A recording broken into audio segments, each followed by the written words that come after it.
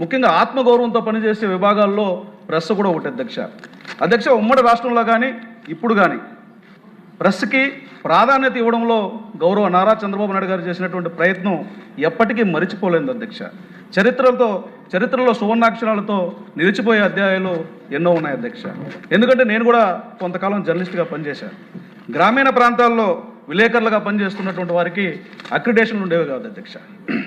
అలాంటిది 1996లో చంద్రబాబు నాయుడు గారు ముఖ్యమంత్రి కాగానే గ్రామీణ ప్రాంతాల్లో పనిచేస్తున్నటువంటి ప్రతి విలేకరికి కూడా అక్రిడేషన్లు ఇచ్చి బస్ పాసుల సౌకర్యం కల్పించినటువంటి గొప్ప చరిత్ర నారా చంద్రబాబు నాయుడు గారు తీసుకున్నారు అధ్యక్ష.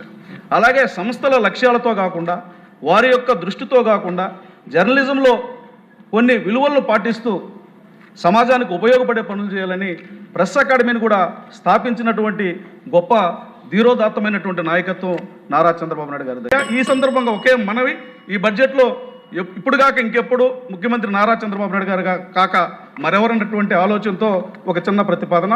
జర్నలిస్టులకి గృహాలు స్థలాల విషయంలో సార్ కొంచెం ముదావాహంగా ఆలోచించాలని కోరుతున్నాను. అలాగే దక్షిణ భారతదేశంలో కేరళ, తమిళనాడు, ఉత్తర భారతదేశంలో జమ్మూ, హర్యానా ఈ రాష్ట్రాల్లో కూడా పెన్షన్ విధానం అమల్లో ఉంది. దానిపైన కూడా అధ్యయనం చేయమని మీ ద్వారా కోరుతున్నాను అధ్యక్ష. ధన్యవాదాలు.